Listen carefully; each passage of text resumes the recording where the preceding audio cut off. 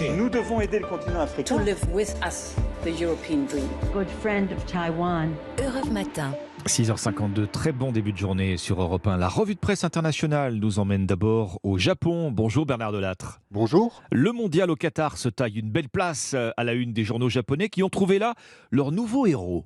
L'équipe nationale de football, les Samurai Blue, qui ont donc battu les quadruples champions du monde allemands, un exploit historique, énorme pour les quotidiens sportifs Gendai et Nikkan Spotsu.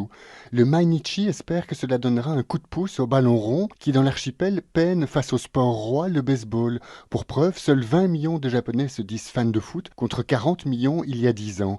Les matchs tenus à huis clos pendant 2 ans, en raison de la pandémie, ont accéléré la désaffection du grand public pour ce sport.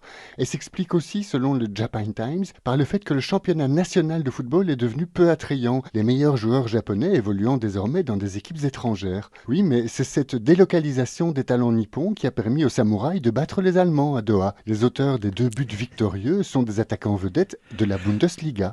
On traverse la mer de Chine pour retrouver Sébastien de Belzic à Pékin. Sébastien, les gros titres de la presse chinoise. Alors à la une de l'actualité, en Chine, le gouvernement qui annonce avoir résolu le problème de l'addiction aux jeux vidéo.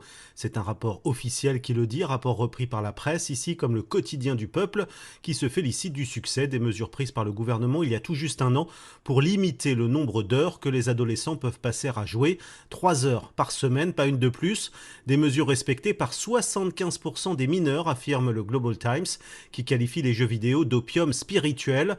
Le magazine économique Caixin, lui, est plus mesuré puisqu'il constate un effondrement dans le même temps des bénéfices des éditeurs de jeux, dont le numéro 1 mondial, le chinois Tencent. Il rappelle que 14 000 entreprises du secteur ont mis la clé sous la porte en Chine depuis l'adoption de ces mesures de contrôle. Nous sommes enfin en Turquie avec vous, Rémi Trio. De quoi parlent les journaux turcs ce matin ? De l'offensive terrestre dans le nord de la Syrie annoncée par le président Erdogan. Ankara a déclenché une opération militaire contre le PKK, le Parti des travailleurs du Kurdistan, en représailles à l'attentat d'Istanbul du 13 novembre que la Turquie impute au PKK malgré le démenti de l'organisation. Hürriyet cite le chef de l'État. Les bombardements ne sont qu'un début. Nous interviendrons au sol le moment venu.